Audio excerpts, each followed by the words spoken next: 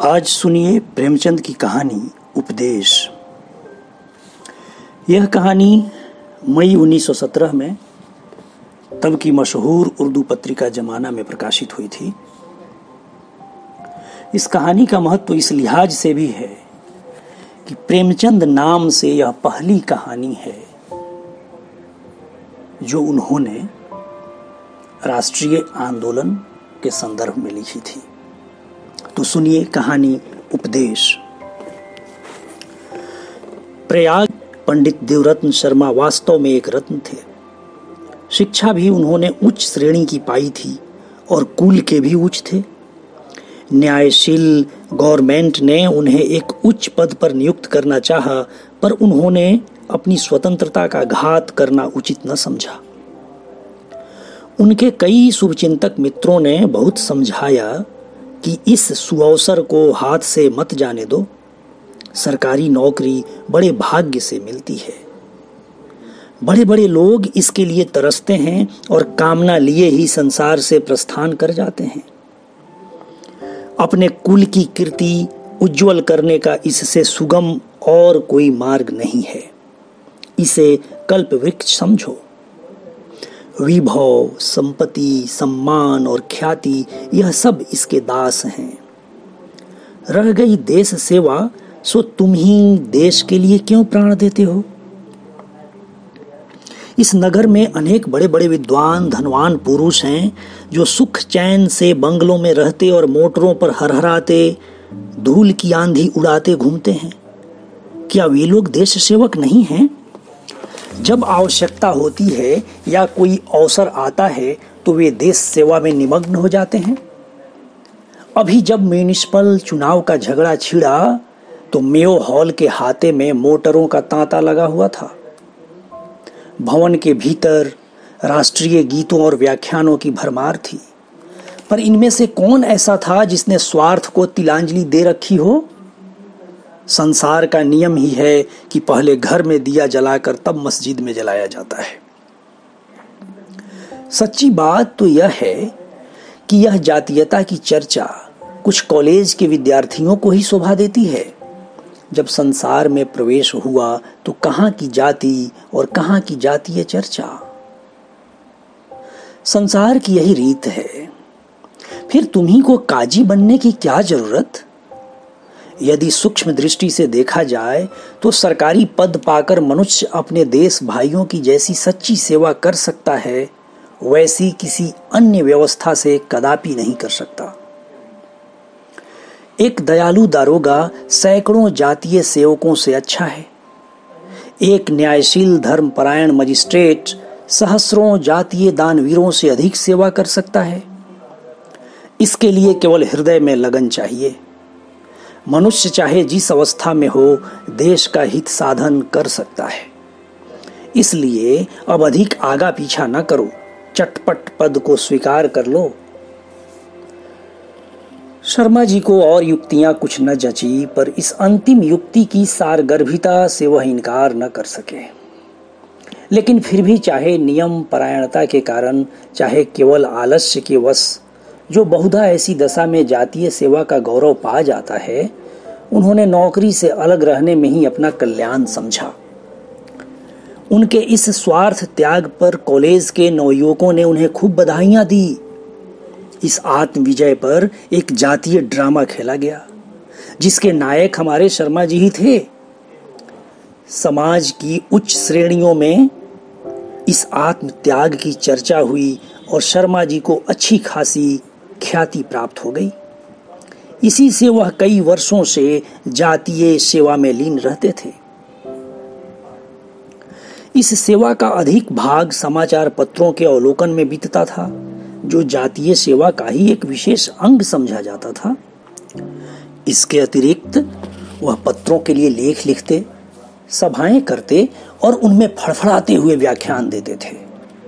Sharma ji free library के secretary, students association के सभापति, सोशल सर्विस लीग के सहायक मंत्री और प्राइमरी एजुकेशन कमेटी के संस्थापक थे। कृषि संबंधी विषयों से उन्हें विशेष प्रेम था। पत्रों में जहां कहीं किसी नई खाद या किसी नवीन आविष्कार का वर्णन देखते, तत्काल उस पर लाल पेंसिल से निशान कर देते और अपने लेखों में उसकी चर्चा करते थे। किंतु शहर से थोड़ी दूर पर उनका एक बड़ा ग्राम होने पर भी वह अपने किसी असामी से परिचित न थे। यहां तक कि कभी प्रयाग के सरकारी कृषि क्षेत्र की सैर करने न गए थे। उसी मोहल्ले में एक लाला बाबूलाल रहते थे। वह एक वकील के मुहर्रिर थे, थोड़ी सी उर्दू हिंदी जानते थे और उसी से अपना काम भली भांति चला लेते थे। सूरत शक्ल से कुछ सुंदर न थे। उस शक्ल पर मऊ के चारखाने की लंबी अचकन और भी शोभा देती थी। जूता भी देशी ही पहनते थे। यद्यपि कभी कभी वे कड़वे तेल से उसकी सेवा किया करते, पर वह नीच स्वभाव के अनुसार उन्हें काटने से न चूकता था। बेचारे को साल के 6 महीने पैरों में मलहम लगानी पड़ती। बहुधा नंगे पांव कचहरी जाते, पर कंजूस कहलाने के भय से जूतों को हाथ में ले जाते। जिस ग्राम में शर्मा जी की जमींदारी थी, उसमें कुछ थोड़ा सा हिस्सा उनका भी था। इस नाते कभी कभी उनके पास आया करते थे। हाँ, तातिल के दिनों में गांव चले जाते। शर्मा जी को उनका आकर बैठना नागवार मालूम देता, विशेषकर जब वह फैशनेबल मनुष्यों की उपस्थिति में आ जाते। मुंशी जी भी कुछ ऐसी स्थूल दृष्टि के पुरुष थे कि उन्हें अपना अनमिलापन बिल्कुल दिखाई न देता। सबसे बड़ी आपत्ति यह थी कि वे बराबर कुर्सी पर डट जाते, मानो हंसों में कौवा। उस समय मित्रगण अंग्रेजी में बातें करने लगते और बाबूलाल को क्षुद्र बुद्धि, झक्की, बौड़म, बुद्धू आदि उपाधियों का पात्र बनाते। कभी कभी उनकी हंसी उड़ाते थे। शर्मा जी में इतनी सज्जनता अवश्य थी कि वे अपने विचारहीन मित्र को यथाशक्ति निरादर से बचाते थे। यथार्थ में बाबूलाल की शर्मा जी पर सच्ची भक्ति थी। एक तो वह बीए पास थे, दूसरे वह देशभक्त थे। बाबूलाल जैसे विद्याहीन मनुष्य का ऐसे रत्न को आदरणीय समझना कुछ अस्वाभाविक न था। एक बार प्रयाग में प्लेग का प्रकोप हुआ। शहर के रईस लोग निकल भागे। बेचारे गरीब चूहों की भांति पटापट मरने लगे। शर्मा जी ने भी चलने की ठानी, लेकिन सोशल सर्विस लीग के वे मंत्री ठहरे। ऐसे अवसर पर निकल भागने में बदनामी का भय था। बहाना ढूंढा। लीग के प्रायः सभी लोग कॉलेज में पढ़ते थे। उन्हें बुलाकर इन शब्दों में अपना अभिप्राय प्रकट किया। मित्रवृंद, आप अपनी जाति के दीपक हैं। आप ही इस मरणोन्मुख जाति के आशा स्थल हैं। आज हम पर विपत्ति की घटाएं छाई हुई हैं। ऐसी अवस्था में हमारी आंखें आपकी ओर न उठें तो किसकी ओर उठेंगी? मित्र, इस जीवन में देश सेवा के अवसर बड़े सौभाग्य से मिला करते हैं। कौन जानता है कि परमात्मा ने तुम्हारी परीक्षा के लिए ही यह वज्र प्रहार किया हो। जनता को दिखा दो कि तुम वीरों का हृदय रखते हो, जो कितने ही संकट पड़ने पर भी विचलित नहीं होता। हाँ, दिखा दो कि वह वीर प्रश्विनी पवित्र भूमि जिसने हरिश्चंद्र और भरत को उत्पन्न किया, आज भी शून्य गर्भा नहीं है। जिस जाति के युवकों में अपने पीड़ित भाइयों के प्रति ऐसी करुणा और यह अटल प्रेम है, वह संसार में सदैव यश कीर्ति की भागी रहेगी। आइए हम कमर बांध कर कर्म क्षेत्र में उतर पड़ें। इसमें संदेह नहीं कि काम कठिन है, राह बीहड़ है। आपको अपने आमोद प्रमोद, अपने हॉकी, टेनिस, अपने मील और मिल्टन को छोड़ना पड़ेगा। तुम जरा हिचकोगे, हटोगे और मुंह फेर लोगे, परंतु भाइयों, जातीय सेवा का स्वर्गीय आनंद सहज में नहीं मिल सकता। हमारा पुरुषत्व, हमारा मनोबल, हमारा शरीर यदि जाति के काम न आवे तो वह व्यर्थ है।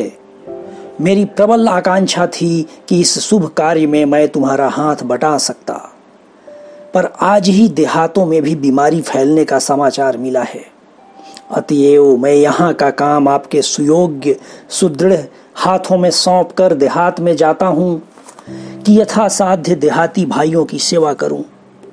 मुझे विश्वास है कि आप सहर्ष मातृभूमि के प्रति अपना कर्तव्य पालन करेंगे। इस तरह गला छुड़ाकर शर्मा जी संध्या समय स्टेशन पहुंचे, पर मन में कुछ मलिन था। वे अपनी इस कायरता और निर्बलता पर मन ही मन लज्जित भी थे। संयोगवश स्टेशन पर उनके एक वकील मित्र मिल गए। यह वही वकील थे जिनके आश्रय में बाबूलाल का निर्वाह होता था। यह भी भागे जा रहे थे। बोले, कहिए शर्मा जी, किधर चले? क्या भाग खड़े हुए? शर्मा जी पर घड़ों पानी पड़ गया, पर संभल कर बोले, भागू क्यों? वकील, सारा शहर क्यों भागा जा रहा है? शर्मा जी, मैं ऐसा कायर नहीं हूं। वकील, यार क्यों बात बनाते हो? अच्छा बताओ, कहां जाते हो? शर्मा जी, देहातों में बीमारी फैल रही है, वहां कुछ रिलीफ का काम करूंगा।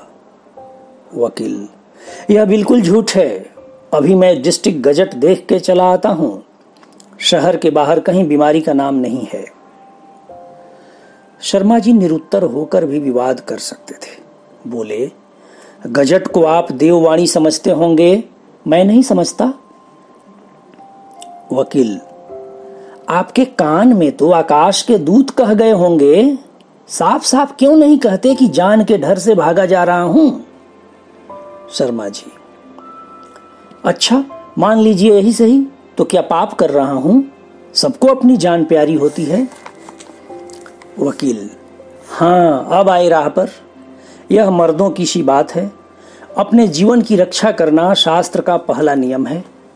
लेकिन अब भूल कर भी देशभक्ति की डिंग न मारिएगा। इस काम के लिए बड़ी दृढ़ता और आत्मिक बल की आवश्यकता है। स्वार्थ और देशभक्ति में विरोधात्मक अंतर है। देश पर मिट जाने वाले को देश सेवक का सर्वोच्च पद प्राप्त होता है। वाचालता और कोरी कलम घिसने से देश सेवा नहीं होती। कम से कम मैं तो अखबार पढ़ने को यह गौरव नहीं दे सकता। अब कभी बढ़ बढ़कर बातें मत कीजिएगा। आप लोग अपने सिवा सारे संसार को स्वार्थांत समझते हैं, इसी से कहता हूं। शर्मा जी ने उदंडता का कुछ उत्तर न दिया। घृणा से मुंह फेर कर गाड़ी में बैठ गए। तीसरे ही स्टेशन पर शर्मा जी उतर पड़े। वकील की कठोर बात से खिन्न हो रहे थे। चाहते थे कि उसकी आंख बचाकर निकल जाएं, पर देख ही लिया और हंसकर बोला, क्या आपके ही गांव में प्लेग का दौरा हुआ है? शर्मा जी ने कुछ उत्तर न दिया। बहली पर जा बैठे। कई बिगार हाजिर थे।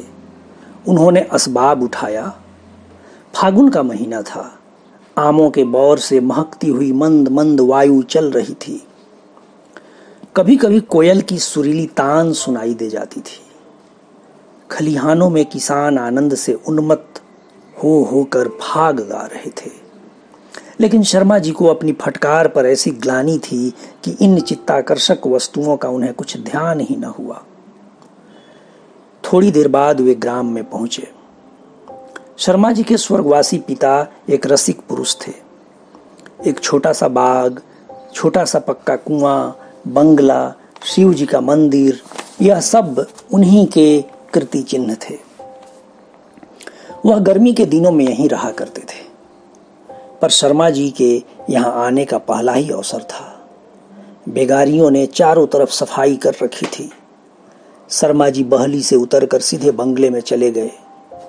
सैकड़ों असामी दर्शन करने आए थे, पर वह उनसे कुछ न बोले। घड़ी रात जाते जाते शर्मा जी के नौकर टमटम लिए आ पहुंचे। कहार, साइंस और रसोईया।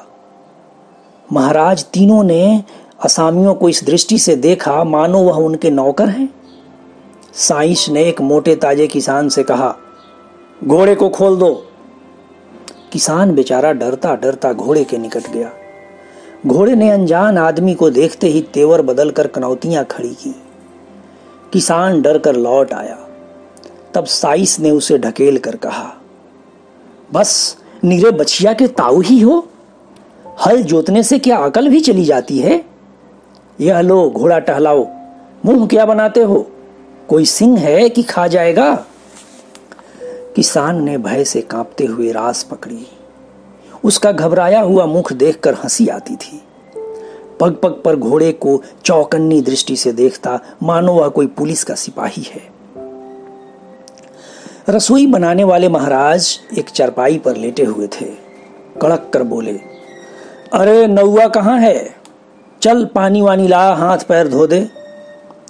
कहार ने कहा, अरे किसी के पास जरा सुरती चूना हो तो देना, बहुत देर से तमाकू नहीं खाई।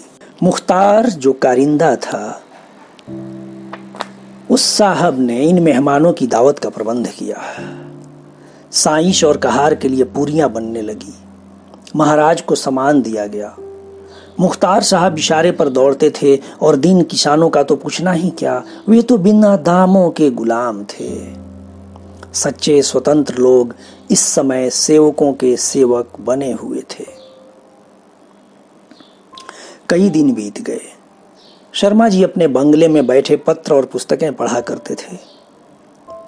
रस्किन के कथनानुसार राजाओं और महात्माओं के सत्संग का सुख लूटते थे। हॉलैंड के कृषि विधान, अमेरिकी शिल्प वाणिज्य और जर्मनी की शिक्षा प्रणाली आदि गुण विषयों पर विचार किया करते थे। गांव में ऐसा कौन था जिसके साथ बैठते? किसानों से बातचीत करने को उनका जी चाहता, पर न जाने क्यों वे उज्जड अक्खड़ लोग उनसे दूर रहते। शर्मा जी का मस्तिष्क कृषि संबंधी ज्ञान का भंडार था। हॉलैंड और डेनमार्क की वैज्ञानिक खेती, उसकी उपज का परिमाण और वहां के कोऑपरेटिव बैंक आदि गहन विषय उनकी जिह्वा पर थे। पर इन गंवारों को क्या खबर? यह सब उन्हें झुककर पालागन अवश्य करते और कतरा कर निकल जाते, जैसे कोई मरकहे बैल से बचे। यह निश्चय करना कठिन है कि शर्मा जी की उनसे वार्तालाप करने की इच्छा में क्या रहस्य था। सच्ची सहानुभूति या अपनी सर्वज्ञता का प्रदर्शन। शर्मा जी की डाक शहर से लाने और ले जाने के लिए 2 आदमी प्रतिदिन भेजे जाते। वह लुई कुने की जल चिकित्सा के भक्त थे। मेवों का अधिक सेवन करते थे। एक आदमी इस काम के लिए भी दौड़ाया जाता था। शर्मा जी ने अपने मुख्तार से सख्त ताकीद कर दी थी कि किसी से मुफ्त काम न लिया जाए। तथापि शर्मा जी को यह देखकर आश्चर्य होता था कि कोई इन कामों के लिए प्रसन्नता से नहीं जाता। प्रतिदिन बारी बारी से आदमी भेजे जाते थे। वह इसे भी बेकार समझते थे। मुख्तार साहब को प्रायः कठोरता से काम लेना पड़ता था। शर्मा जी किसानों की इस शिथिलता को मुटमर्दी के सिवा और क्या समझते। कभी कभी वह स्वयं क्रोध से भरे हुए अपने शांति कुटीर से निकल आते और अपनी तीव्र वाक शक्ति का चमत्कार दिखाने लगते थे। शर्मा जी के घोड़े के लिए घास चारे का प्रबंध भी कुछ कम कष्टदायक न था। रोज संध्या समय डांट डपट और रोने चिल्लाने की आवाज उन्हें सुनाई देती थी। एक कोलाहल सा मच जाता था, पर वह इस संबंध में अपने मन को इस प्रकार समझा लेते थे कि घोड़ा भूखों नहीं मर सकता, घास का दाम दे दिया जाता है। यदि इस पर भी यह हाय हाय होती है तो हुआ करे। शर्मा जी को यह कभी नहीं सूझी कि जरा चमारों से पूछ लें कि घास का दाम मिलता है या नहीं। यह सब व्यवहार देख देख कर उन्हें अनुभव होता जाता था कि देहाती बड़े मुटमरद और बदमाश हैं। इनके विषय में मुख्तार साहब जो कुछ कहते हैं वह यथार्थ है।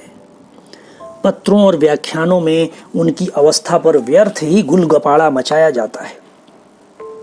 यह लोग तो इसी वर्ताव के योग्य हैं।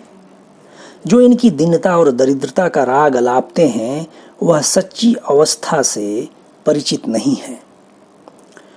एक दिन शर्मा जी महात्माओं की संगति से उकता कर सैर को निकले। घूमते फिरते खलिहानों की तरफ निकल गए। वहां आम के वृक्ष के नीचे किसानों की गाढ़ी कमाई के सुनहरे ढेर लगे हुए थे। चारों ओर भूसे की आंधी उड़ रही थी। बैल अनाज का एक गाल खा लेते थे। यह सब उन्हीं की कमाई है। उनके मुंह में आज चाबी देना बड़ी कृतज्ञता है। गांव के बढ़ई, चमार, धोबी और कुम्हार अपना वार्षिक कर उगाहने के लिए जमा थे। एक और नट ढोल बजा बजा कर अपने करतब दिखा रहा था। कवीश्वर महाराज की अतुल काव्य शक्ति आज उमंग पर थी। शर्मा जी इस दृश्य से बहुत प्रसन्न हुए, परंतु इस उल्लास में उन्हें अपने कई सिपाही दिखाई दिए जो लठ लिए अनाज के ढेरों के पास जमा थे। पुष्प वाटिका में ठूंठ जैसा भद्दा दिखाई देता है, अथवा ललित संगीत में जैसे कोई बेसुरी तान कानों को अप्रिय लगती है, उसी तरह शर्मा जी की सहृदयतापूर्ण दृष्टि में ये मंडराते हुए सिपाही दिखाई दिए। उन्होंने जाकर एक सिपाही को बुलाया। उन्हें देखते ही सबके सब पगड़ियां संभालते दौड़े। शर्मा जी ने पूछा, तुम लोग यहां इस तरह क्यों बैठे हो? एक सिपाही ने उत्तर दिया, सरकार, हम लोग असामियों के सिर पर सवार न रहें तो एक कौड़ी वसूल न हो। अनाज घर में जाने की देर है, फिर वह सीधे बात भी न करेंगे। बड़े शर्कस लोग हैं। हम लोग रात की रात बैठे रहते हैं, इतने पर भी जहां आंख झपकी ढेर गायब। शर्मा जी ने पूछा, तुम लोग यहां कब तक रहोगे?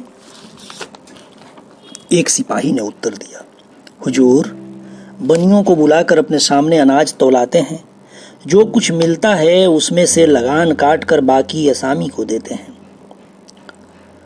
शर्मा जी सोचने लगे, जब यह हाल है तो इन किसानों की अवस्था क्यों न खराब हो। यह बेचारे अपने धन के मालिक नहीं हैं, उसे अपने पास रखकर अच्छे अवसर पर नहीं बेच सकते।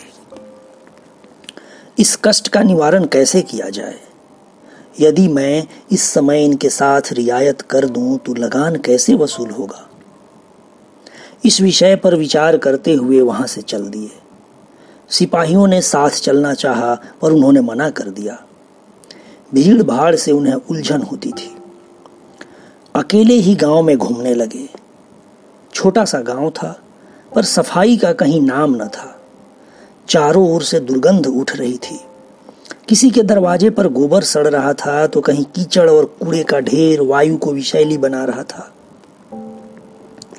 घरों के पास ही घूर पर खाद के लिए गोबर फेंका हुआ था, जिससे गांव में गंदगी फैलने के साथ साथ खाद का सारा अंश धूप और हवा के साथ गायब हो जाता था।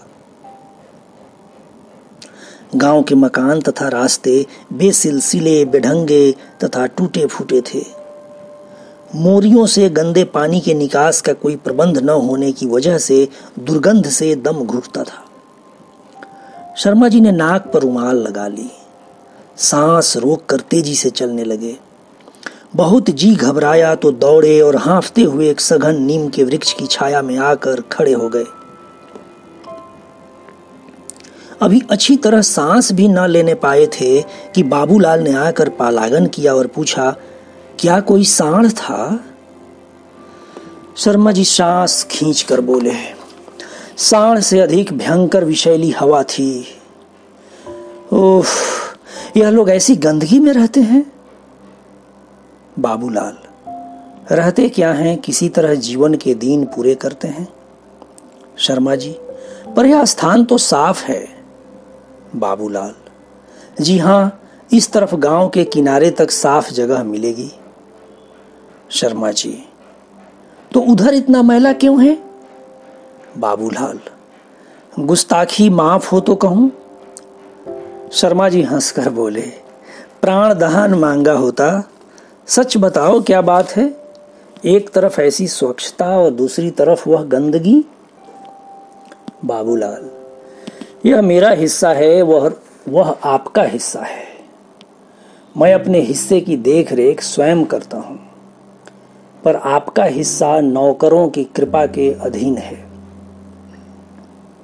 शर्मा जी, अच्छा यह बात है, आखिर आप क्या करते हैं?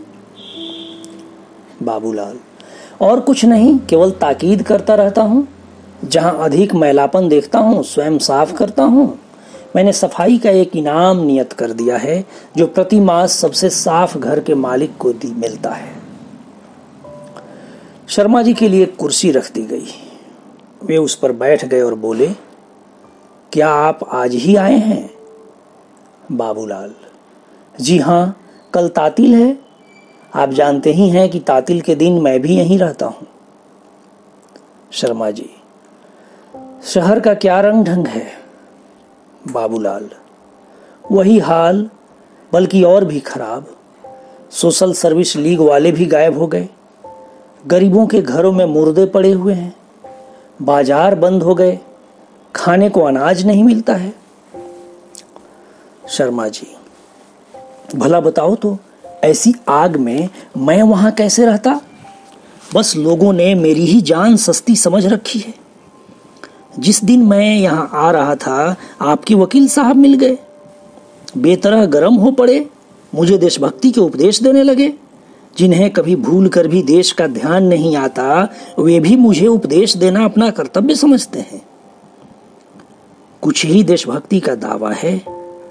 जिसे देखो वही तो देश सेवक बना फिरता है। जो लोग सहस्रों रुपए अपने भोग विलास में फूंकते हैं उनकी गणना भी जाति सेवकों में है।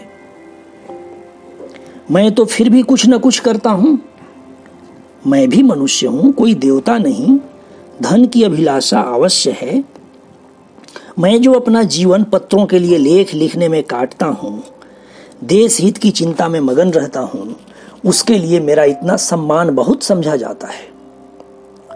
जब किसी सेठ जी या किसी वकील साहब के दरे दौलत पर हाजिर हो जाऊं तो वह कृपा करके मेरा कुशल समाचार पूछ लें।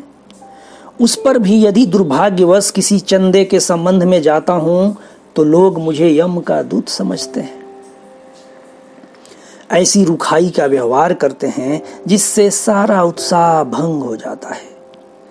यह सब आपत्तियां तो मैं झेलूं, पर जब किसी सभा का सभापति चुनने का समय आता है तो कोई वकील साहब इसके पात्र समझे जाते हैं, जिन्हें अपने धन के सिवा उक्त पद का कोई अधिकार नहीं। तो भाई, जो गुड़ खाए वह कान छिदावे। देश हितैषियों का पुरस्कार यही जातीय सम्मान है। जब वहां तक मेरी पहुंच ही नहीं तो व्यर्थ जान क्यों दूं? यदि यह 8 वर्ष मैंने लक्ष्मी की आराधना में व्यतीत किए होते तो अब तक मेरी गिनती बड़े आदमियों में होती। अभी मैंने कितने परिश्रम से देहाती बैंकों पर लेख लिखा। महीनों उसकी तैयारी में लगे। सैकड़ों पत्र पत्रिकाओं के पन्ने उलटने पड़े, पर किसी ने उसके पढ़ने का कष्ट भी न उठाया। यदि इतना परिश्रम किसी और काम में किया होता तो कम से कम स्वार्थ तो सिद्ध होता। मुझे ज्ञात हो गया कि इन बातों का कोई नहीं पूछता। सम्मान और कीर्ति यह सब धन के नौकर हैं। बाबूलाल, आपका कहना यथार्थ ही है, पर आप जैसे महानुभाव इन बातों को मन में लावेंगे तो यह काम कौन करेगा? शर्मा जी, वही करेंगे जो ऑनरेबल बने फिरते हैं या जो नगर के पिता कहलाते हैं। मैं तो अब देशाटन करूंगा, संसार की हवा खाऊंगा। बाबूलाल समझ गए कि यह महाशय इस समय आपे में नहीं है। विषय बदल कर पूछा, यह तो बताइए आपने देहात को कैसे पसंद किया? आप तो पहले यहां आए हैं। शर्मा जी, बस यही कि बैठे बैठे जी घबराता है। हाँ, कुछ नए अनुभव अवश्य प्राप्त हुए हैं। कुछ भ्रम दूर हो गए। पहले समझता था कि किसान बड़े दिन दुखी होते हैं। अब मालूम हुआ कि यह मुटमरद, अनुदार और दुष्ट हैं। सीधे बात न सुनेंगे, पर कड़ाई से जो काम चाहे करा लो। बस नीरे पशु हैं, और तो और लगान के लिए भी उनके सिर पर सवार रहने की जरूरत है। टल जाओ तो कौड़ी वसूल न हो। नालिश कीजिए, बेदखली जारी कीजिए, कुर्की कराइए, यह सब आपत्तियां सहेंगे, पर समय पर रुपया देना नहीं जानते। यह सब मेरे लिए नई बातें हैं। मुझे अब तक इनसे जो सहानुभूति थी वह अब नहीं है। पत्रों में उनकी हीनावस्था के जो मर्सिये गाए जाते हैं वह सर्वथा कल्पित हैं। क्यों? आपका क्या विचार है? बाबूलाल ने सोचकर जवाब दिया, मुझे तो अब तक कोई शिकायत नहीं। मेरा अनुभव यह है कि यह लोग बड़े शीलवान, नम्र और कृतज्ञ होते हैं, परंतु उनके ये गुण प्रकट में नहीं दिखाई देते। उनसे मिलिए और उन्हें मिलाइए, तब उनके जौहर खुलते हैं। उन पर विश्वास कीजिए, तब वह आप पर विश्वास करेंगे। आप कहेंगे इस विषय में अग्रसर होना उनका काम है, और आपका यह कहना उचित भी है, लेकिन शताब्दियों से वह इतने पीसे गए हैं,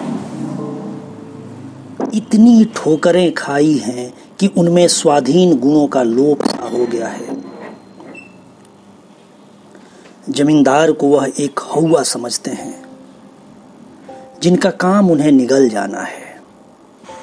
वह उनका मुकाबिला नहीं कर सकते, इसलिए छल और कपट से काम लेते हैं, जो निर्धनों का एकमात्र आधार है। पर आप एक बार उनके विश्वास पात्र बन जाइए, फिर आप कभी उनकी शिकायत न करेंगे। बाबूलाल यह बातें कर ही रहे थे कि कई चमारों ने घास के बड़े बड़े गट्ठे लाकर डाल दिए और चुपचाप चले गए। शर्मा जी को आश्चर्य हुआ। इसी घास के लिए इनसे बंगले पर हाय हाय होती है और यहां किसी को खबर भी नहीं हुई। बोले, आखिर अपना विश्वास जमाने का कोई उपाय भी है? बाबूलाल ने उत्तर दिया, आप स्वयं बुद्धिमान हैं, आपके सामने मेरा मुंह खोलना धृष्टता है। मैं इसका एक ही उपाय जानता हूं, उन्हें किसी कष्ट में देखकर उनकी मदद कीजिए।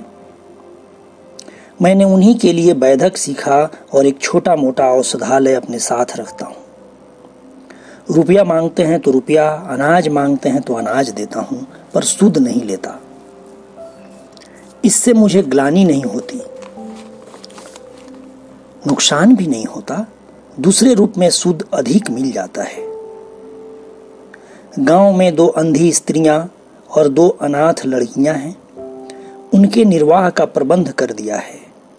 होता सब इन्हीं की कमाई से है, पर नेकनामी मेरी होती है।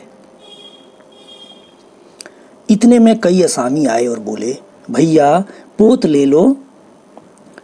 शर्मा जी ने सोचा, इसी लगान के लिए मेरे चपरासी खलिहान में चारपाई डालकर सोते हैं और किसानों को अनाज के ढेर के पास फटकने नहीं देते, और वही लगान यहाँ इस तरह आप से आप चला आता है।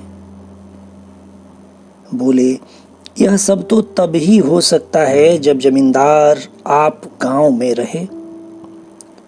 बाबूलाल ने उत्तर दिया, जी हाँ, और क्यों? जमींदार के गांव में न रहने से इन किसानों को बड़ी हानि होती है। कारिंदों और नौकरों से यह आशा करनी भूल है कि वह इनके साथ अच्छा बर्ताव करेंगे, क्योंकि उनको तो अपना उल्लू सीधा करने से काम रहता है।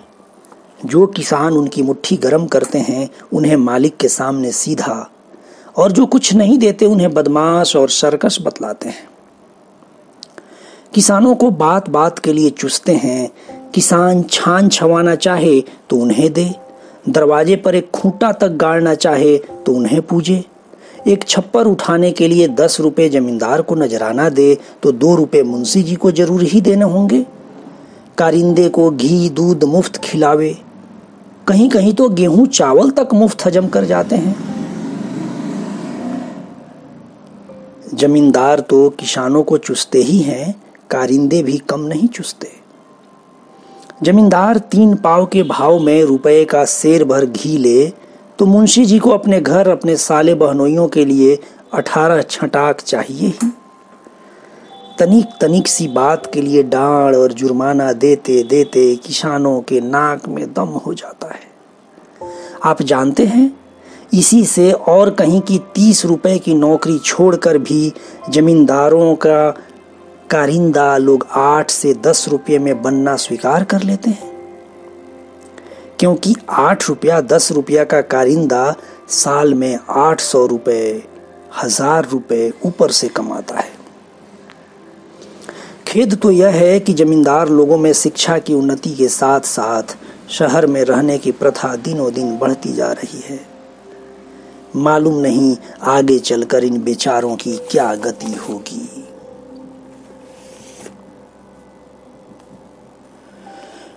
शर्मा जी को बाबूलाल की बातें विचारपूर्ण मालूम हुई, पर वह सुशिक्षित मनुष्य थे। किसी बात को चाहे वह कितनी ही यथार्थ क्यों न हो, बिना तर्क के ग्रहण नहीं कर सकते थे। बाबूलाल को वह सामान्य बुद्धि का आदमी समझते आए थे। इस भाव में एकाएक परिवर्तन हो जाना असंभव था। इतना ही नहीं, इन बातों का उल्टा प्रभाव यह हुआ कि वह बाबूलाल से चिढ़ गए। उन्हें ऐसा प्रतीत हुआ कि बाबूलाल अपने सुप्रबंध के अभिमान में मुझे तुच्छ समझता है, मुझे ज्ञान सिखाने की चेष्टा करता है। जो सदैव दूसरों को सद्ज्ञान सिखाने और सम्मान दिखाने का प्रयत्न करता हो, वह बाबूलाल जैसे आदमी के सामने कैसे सिर झुकाता। अतएव जब यहाँ से चले तो शर्मा जी की तर्क शक्ति बाबूलाल की बातों की आलोचना कर रही थी। मैं गांव में क्यों कर रहा हूं? क्या जीवन की सारी अभिलाषाओं पर पानी फेर दूं? गंवारों के साथ साथ बैठे बैठे गप्पे लड़ाया करूं? घड़ी याद घड़ी मनोरंजन के लिए उनसे बातचीत करना संभव है, पर यह मेरे लिए असह्य है कि वह 8 पहर मेरे सिर पर सवार रहें। मुझे तो उन्माद हो जाए।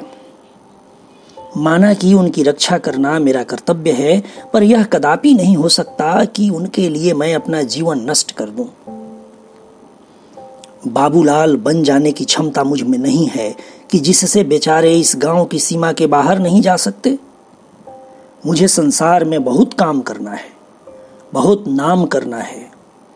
ग्राम्य जीवन मेरे लिए प्रतिकूल ही नहीं बल्कि प्राणघातक भी है।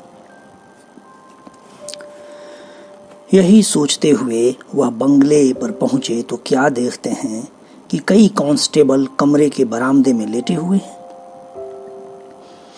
मुख्तार साहब शर्मा जी को देखते ही आगे बढ़कर बोले, हुजूर, बड़े दरोगा जी छोटे दरोगा जी के साथ आए हैं।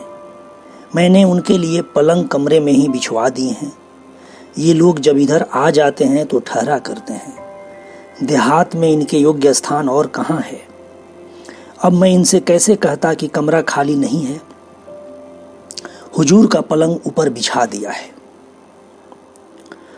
शर्मा जी अपने अन्य देश हित चिंतक भाइयों की भांति पुलिस के घोर विरोधी थे।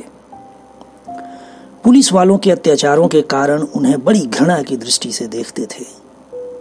उनका सिद्धांत था कि यदि पुलिस का आदमी प्यास से भी मर जाए तो उसे पानी न देना चाहिए। अपने कारिंदे से यह समाचार सुनते ही उनके शरीर में आग सी लग गई। कारिंदे की ओर लाल आंखों से देखा और लपक कर कमरे की ओर चले कि बेईमानों का बोरिया बंधना उठाकर फेंक दूं। वाह, मेरा घर न हुआ कोई होटल हुआ। आकर डट गए। तेवर बदले हुए बरामदे में जा पहुंचे कि इतने में छोटे दारोगा बाबू कोकिला सिंह ने कमरे से निकलकर पालागन किया और हाथ बढ़ाकर बोले, अच्छी साइड से चला था कि आपके दर्शन हो गए। आप मुझे भूल तो न गए होंगे। यह महाशय 2 साल पहले सोशल सर्विस लीग के उत्साही सदस्य थे। इंटरमीडिएट फेल हो जाने के बाद पुलिस में दाखिल हो गए थे। शर्मा जी ने उन्हें देखते ही पहचान लिया। क्रोध शांत हो गया। मुस्कुराने की चेष्टा करके बोले, भूलना बड़े आदमियों का काम है। मैंने तो आपको दूर से ही पहचान लिया था। कहिए, इसी थाने में हैं क्या? कोकिला सिंह बोले, जी हाँ, आजकल यहीं हूं। आइए, आपको दारोगा जी से इंट्रोड्यूस करा दूं। भीतर आराम कुर्सी पर लेटे दारोगा जुल्फिकार अली खां हुक्का पी रहे थे। बड़े डील डॉल के मनुष्य थे, चेहरे से रोब टपकता था। शर्मा जी को देखते ही उठकर हाथ मिलाया और बोले, जनाब से नियाज हासिल करने का शौक मुद्दत से था, आज खुशनसीब मौका भी मिल गया। इस मुदाखिलत बेजा को मुआफ फरमाइएगा। शर्मा जी को आज मालूम हुआ कि पुलिस वालों को असिस्ट कहना अन्याय है। हाथ मिलाकर बोले, यह आप क्या फरमाते हैं, यह आपका घर है। पर इसके साथ ही पुलिस पर आक्षेप करने का ऐसा अवसर हाथ से नहीं जाने देना चाहते थे। कोकिला सिंह से बोले, आपने तो पिछले साल कॉलेज छोड़ा है, लेकिन आपने नौकरी भी की तो पुलिस की। बड़े दारोगा जी यह ललकार सुनकर संभल बैठे और बोले, क्यों जनाब, क्या पुलिस ही सारे महकमों से गया गुजरा है? ऐसा कौन सा सेगा है जहां रिश्वत का बाजार गर्म नहीं? अगर आप ऐसे एक भी सेगा का नाम बता दीजिए तो मैं ताउम्र आपकी गुलामी करूं। मुलाजमत करके रिश्वत लेना मुहाल है। तामील के सेगे को बेलौस कहा जाता है, मगर मुझको इसका खूब तजर्बा हो गया है।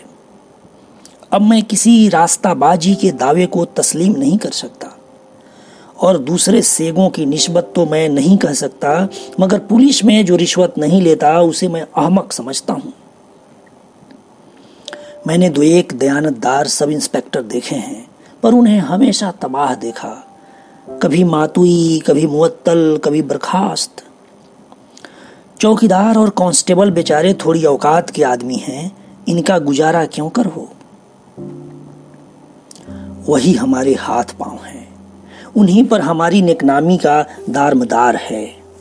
जब वह खुद भूखे मरेंगे तो हमारी क्या मदद करेंगे। जो लोग हाथ बढ़ा कर लेते हैं, खुद खाते हैं, दूसरों को खिलाते हैं, अफसरों को खुश रखते हैं, उनका शुमार कारगुजार नेकनाम आदमियों में होता है। मैंने तो यही अपना वसूल बना रखा है और खुदा का शुक्र है कि अफसर और मातहत सभी खुश हैं। शर्मा जी ने कहा, इसी वजह से तो मैंने ठाकुर साहब से कहा था कि आप क्यों इस सेगे में आए। जुल्फिकार अली खां गर्म होकर बोले, आए तो महकमे पर कोई एहसान नहीं किया। किसी दूसरे सेगे में होते तो अभी तक ठोकरें खाते होते, नहीं तो घोड़े पर सवार नौशा बने घूमते हैं। मैं बात सच्ची कहता हूं, चाहे किसी को अच्छी लगे या बुरी। इनसे पूछिए, हराम की कमाई अकेले आज तक किसी को हजम हुई है? यह नए लोग जो आते हैं उनकी यह आदत होती है कि जो कुछ मिले अकेले ही हजम कर लें। चुपके चुपके लेते हैं और थाने के अहलकार मुंह ताकते रह जाते हैं। दुनिया की निगाह में ईमानदार बनना चाहते हैं, पर खुदा से नहीं डरते। अबे जब हम खुदा से ही नहीं डरते तो आदमियों का क्या खौफ। ईमानदार बनना हो तो दिल से बनो, सच्चाई का स्वांग क्यों भरते हो। यह हजरत छोटी छोटी रकमों पर गिरते हैं, मारे गरूर के किसी आदमी से राय तो लेते नहीं। जहां आसानी से 100 रुपए मिल सकते हैं वहां 5 रुपए में बुलबुल हो जाते हैं। कहीं दूध वाले के दाम मार लिए, कहीं हजाम के पैसे दबा लिए, कहीं बनिए से निर्ख के लिए झगड़ पड़े। यह अफसरी नहीं, लुच्चापन है। गुनाह बेलज्जत, फायदा तो कुछ नहीं, बदनामी मुफ्त। मैं बड़े बड़े शिकारों पर निगाह रखता हूं, यह पिद्दी और बटेर मातहतों के लिए छोड़ देता हूं। हलफ से कहता हूं, गरज बुरी शय है। रिश्वत देने वालों से ज्यादा अहमक अंधे आदमी दुनिया में न होंगे। ऐसे कितने ही उल्लू आते हैं जो महज यह चाहते हैं कि मैं उसके किसी पट्टीदार या दुश्मन को 2-4 खोटी खरी सुना दूं। कई ऐसे बेईमान जमींदार आते हैं जो यह चाहते हैं कि वह असामियों पर जुल्म करते रहें और पुलिस दखल न दे। इतने ही के लिए वह सैकड़ों रुपए मेरी नज़र करते हैं और खुशामद घालू में? ऐसे अक्ल के दुश्मनों पर रहम करना हिमाकत है। जिले में मेरे इस इलाके को सोने की खान कहते हैं। इस पर सबके दांत रहते हैं। रोज एक न एक शिकार मिलता रहता है। जमींदार नीरे जाहिल लंठ जरा जरा सी बात पर फौजदारियां कर बैठते हैं। मैं तो खुदा से दुआ करता हूं कि यह हमेशा इसी जहालत के गड्ढे में पड़े रहें। सुनता हूं कोई साहब आम तालीम का सवाल पेश कर रहे हैं। उस भले मानुष को न जाने क्या धुन है। शुक्र है कि हमारी आली फार्म सरकार ने नामंजूर कर दिया। बस इस सारे इलाके में एक यही आपका पट्टीदार अलबत्ता समझदार आदमी है। उसके यहाँ मेरी या किसी की दाल नहीं गलती और लुत्फ यह कि कोई उससे नाखुश नहीं। बस मीठी मीठी बातों से मन भर देता है। अपने असामियों के लिए जान देने को हाजिर और हलफ से कहता हूं कि अगर मैं जमींदार होता तो इसी शख्स का तरीका अख्तियार करता। जमींदार का फर्ज है कि अपने असामियों को जुल्म से बचाए, उन पर शिकारियों का वार न होने दे। बेचारे गरीब किसानों की जान के तो सभी ग्राहक होते हैं और हलफ से कहता हूं उनकी कमाई उनके काम नहीं आती। उनकी मेहनत का मजा हम लूटते हैं। यूं तो जरूरत से मजबूर होकर इंसान क्या नहीं कर सकता, पर हक यह है कि इन बेचारों की हालत वाकई रहम के काबिल है और जो शख्स उनके लिए सिनासी पर हो सके उसके कदम चूमने चाहिए। मगर मेरे लिए तो वही आदमी सबसे अच्छा है जो शिकार में मेरी मदद करे। शर्मा जी ने इस बकवाद को बड़े ध्यान से सुना। वह रसिक मनुष्य थे। इसकी मार्मिकता पर मुग्ध हो गए। सहृदयता और कठोरता के ऐसे विचित्र मिश्रण से उन्हें मनुष्यों के मनोभावों का एक कौतूहलजनक परिचय प्राप्त हुआ। ऐसी वक्तृता का उत्तर देने की कोशिश करना व्यर्थ था। बोले, कोई तहकीकात है या महज गश्त? दरोगा जी बोले, जी नहीं, महज गश्त। आजकल किसानों के फसल के दिन हैं। यही जमाना हमारी फसल का भी है। शेर को भी तो माद में बैठे बैठे शिकार नहीं मिलता, जंगल में घूमता है। हम भी शिकार की तलाश में हैं। किसी पर खुफिया फरोशी का इल्जाम लगाया, किसी को चोरी का माल खरीदने के लिए पकड़ा, किसी को हमल हराम का झगड़ा उठाकर फांसा। अगर हमारे नसीब से डांका पड़ गया तो हमारी 5 अंगुलियां घी में समझिए। डाकू तो नोच खसोट कर भागते हैं, असली डाका हमारा पड़ता है। आसपास के गांव में झाड़ू फेर देते हैं। खुदा से शबो रोज दुआ किया करते हैं कि परवरदिगार कहीं से रिजक भेज, झूठे सच्चे डाके की खबर आवे। अगर देखा कि तकदीर पर शाकिर करने से काम नहीं चलता तो तदवीर से काम लेते हैं। जरा से इशारे की जरूरत है, डाका पड़ते क्या देर लगती है। आप मेरी साफगोई पर हैरान होते होंगे।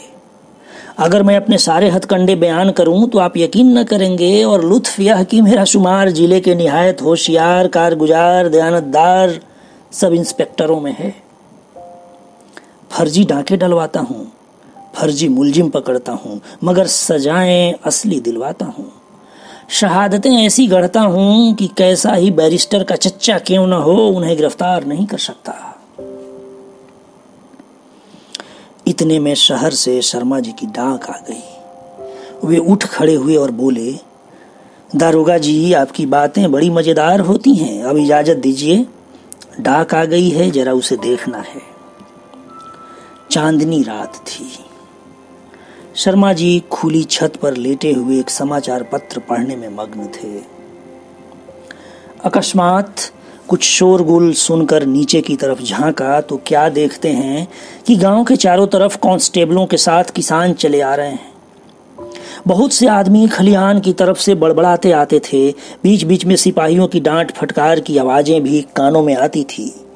यह सब आदमी बंगले के सामने शहन में बैठते जाते थे। कहीं कहीं स्त्रियों का आर्तनाद भी सुनाई देता था। शर्मा जी हैरान थे कि मामला क्या है। इतने में दारोगा जी की भयंकर गरज सुनाई पड़ी, हम एक न मानेंगे, सब लोगों को थाने चलना होगा। फिर सन्नाटा हो गया। मालूम होता था कि आदमियों में कानाफूसी हो रही है। बीच बीच में मुख्तार साहब और सिपाहियों के हृदय विदारक शब्द आकाश में गूंज उठते। फिर ऐसा जान पड़ा कि किसी पर मार पड़ रही है। शर्मा जी से अब न रहा गया। वह सीढ़ियों के द्वार पर आए। कमरे में झांक कर देखा, मेज पर रुपए गिने जा रहे थे। दारोगा जी ने फरमाया, इतने बड़े गांव में सिर्फ यही? मुख्तार साहब ने उत्तर दिया, अभी घबराइए नहीं, अब की मुखियों की खबर ली जाए, रुपयों का ढेर लग जाता है। यह कहकर मुख्तार ने कई किसानों को पुकारा, पर कोई न बोला। तब दरोगा जी का गगनभेदी नाद सुनाई दिया, यह लोग सीधे न मानेंगे, मुखियों को पकड़ लो, हथकड़ियां भर दो, एक को डामूल भिजवाऊंगा। यह नादिर शाही हुक्म पाते ही कांस्टेबलों का दल उन आदमियों पर टूट पड़ा। ढोल सी पीटने लगी, क्रंदन ध्वनि से आकाश गूंज उठा। शर्मा जी का रक्त खौल रहा था। उन्होंने सदैव न्याय और सत्य की सेवा की थी।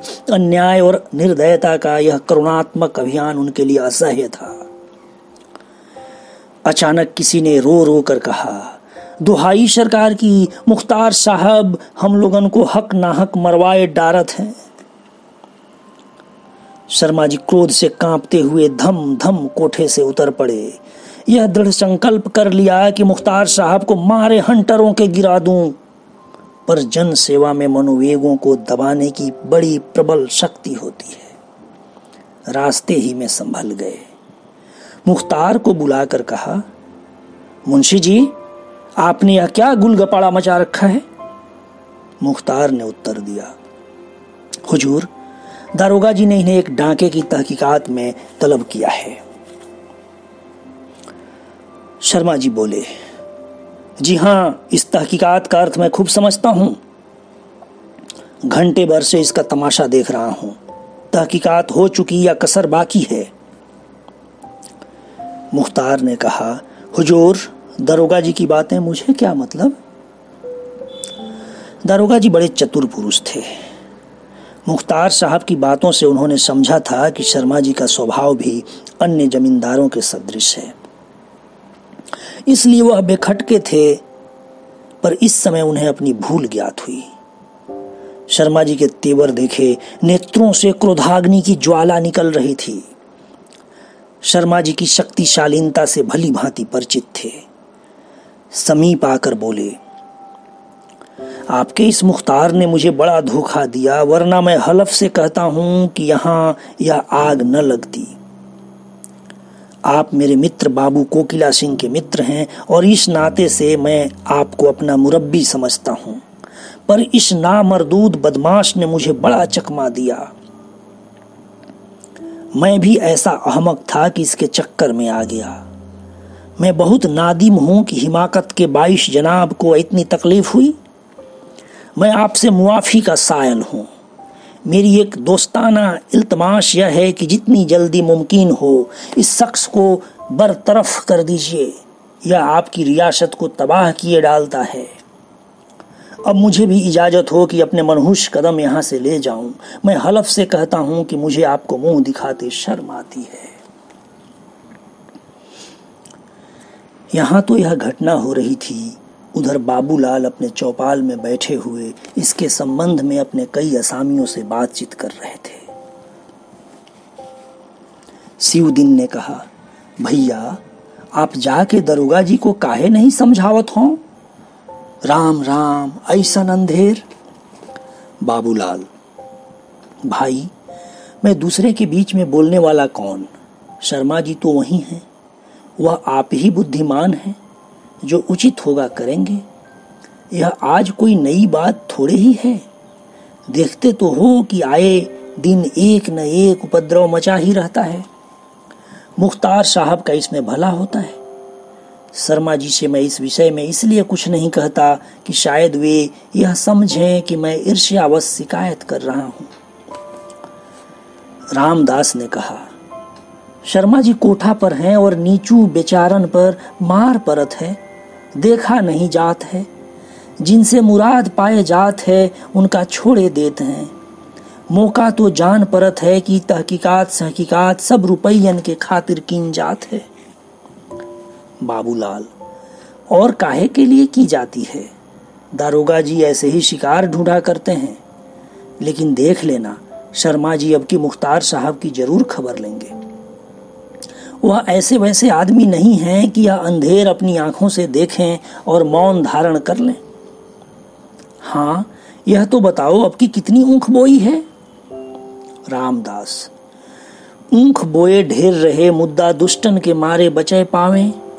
तू मानत नाही भैया, पर आँखिन देखी बात है कि कराह के कराह रस जर गवा और छटा को भर माल न परा। न जानी अस कौन मंतर मार देत हैं। बाबूलाल, अच्छा, अब की मेरे कहने से यह हानि उठा लो। देखूं ऐसा कौन बड़ा सिद्ध है जो कराही का रस उड़ा देता है।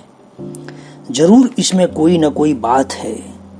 इस गांव में जितने कोल्हू जमीन में गड़े पड़े हैं उनसे विदित होता है कि पहले यहाँ ऊख बहुत होती थी, किंतु अब बेचारी का मुंह भी मीठा नहीं होने पाता। शिवदिन, अरे भैया, हमारे होश में ये सब कोल्हू चलत रहे हैं। माघ पूस में रात भर गांव में मेला लगा रहत रहा, पर जब से ये नाशिनी विद्या फैली है तब से कोऊ का ऊख के नेरे जाए का हियाव नहीं परत है। बाबूलाल, ईश्वर चाहेंगे तो फिर वैसी ही ऊख होगी। अब कि मैं इस मंत्र को उलट दूंगा। भैया, यह तो बताओ, अगर ऊख लग जाए और माल पड़े तो तुम्हारी पट्टी में 1000 का गुण हो जाएगा? हरखू ने हंसकर कहा, भैया कैसी बात करत हो? 1000 तो 5 बीघे में मिल सकत हैं। हमारे पट्टी में 25 बीघा से कम ऊख नहीं था। कुछो नहीं परे तो 2500 कहूं नहीं गए हैं। बाबूलाल, तब तो आशा है कि कोई 50 रुपए बयाई में मिल जाएंगे। यह रुपए गांव की सफाई में खर्च होंगे।